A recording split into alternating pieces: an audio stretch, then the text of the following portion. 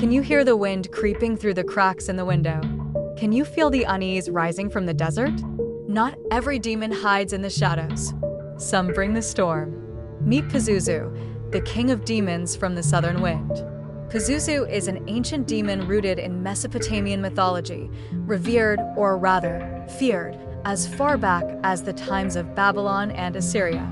He was considered the king of the demons of the southern wind, a hot, dry force carrying disease and death.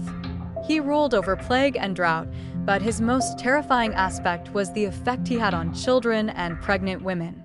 People believed he brought sudden death to infants and cursed, painful childbirths. His appearance was a disturbing amalgamation of many creatures, as if he were pieced together from the remnants of the worst nightmares. His body was thin, twisted, and covered in scales, vaguely human but grotesquely deformed.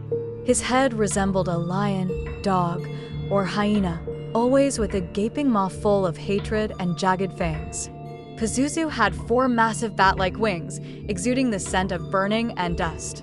His eagle-like claws were made for tearing flesh, and his long, scorpion-like tail, tipped with a deadly stinger, could bring death as swiftly as disease. His eyes were bulging and burned out, as if they had seen too much, the past, the future, and the hidden. His face was forever twisted into a demonic grimace, not a smile, but a warning. A symbol of chaos and dominion over life and death. One hand pointed skyward, the other downward, an ancient gesture of duality, curse and protection, destruction and control. The ancients believed he carried plague, but also had the power to ward off something even worse. Although Pazuzu was a demon of destruction, his role in Mesopotamian beliefs was a peculiar one, almost contradictory to his very nature. On one hand, he was the harbinger of plague, the suffocating wind that brought death. On the other, he had the power to protect humans from something even more terrifying. His most frequent target was the demonic goddess Lamashtu, a monstrous being said to devour infants and cause miscarriages. It was believed that only Pazuzu's presence could hold back her bloodthirsty urges. That's why, in homes where a woman was expecting a child, amulets bearing Pazuzu's likeness were often hung. These charms depicted him with his fearsome face, outstretched wings, and protective inscriptions. Pazuzu wasn't a guardian because he was good, but because he was stronger. A demon used to fight another demon. This made Pazuzu one of the most paradoxical figures in ancient Mesopotamian mythology. He wasn't morally ambiguous in the human sense. He was a force to be reckoned with, sometimes even allied with in order to survive. People didn't pray to him out of hope. They invoked him out of fear, like a wolf you keep at bay, but sometimes let into the house to drive off an even deadlier predator. With Pazuzu, the line between good and evil didn't exist. There was only power, fear, and survival.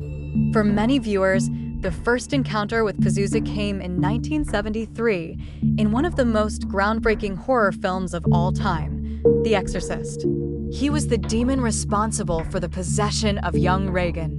Although his name is mentioned only a handful of times and his screen presence is limited to brief, unsettling flashes, it's his terrifying face, frozen in a sinister grin with a vacant, haunting stare. That became one of the most iconic images in horror history. The specter of Pazuzu returned in dreams, hallucinations, on walls, and in flashes of light, like an echo of forgotten evil that never truly disappeared.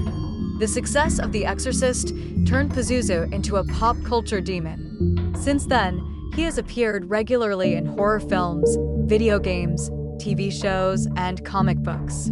In some stories, he's portrayed as nameless evil lurking in the shadows. In others, he takes on more anthropomorphic, mythic forms as a ruler of hell, a spirit of the past, or even an ancient god. Creators are drawn to his image because it blends something deeply human, the fear of the unseen, with a fascination for the ancient, the forgotten, and the unnamed. Pazuzu has become a symbol of evil that doesn't scream, it watches. Evil with a face that isn't quite human, yet eerily familiar. Evil that has existed for millennia and returns whenever we stop believing in it. It's no surprise that today's face appears on tattoos, pop art, and even memes. Because although he originates from the oldest myths of humanity, Pazuzu still speaks to a very modern fear, the fear of the unknown that feels just a little too close. And you? Do you believe that ancient demons still linger at the edge of the human world? Would you dare to hang a Pazuzu amulet above your bed? Or maybe you'd rather not draw his attention? Leave a comment and share your theory. Who is Pazuzu, really? Subscribe to the channel if you want more stories from the borders of mythology, fear, and darkness. And remember, click the thumbs up, because when the wind starts howling again, it might be him coming back.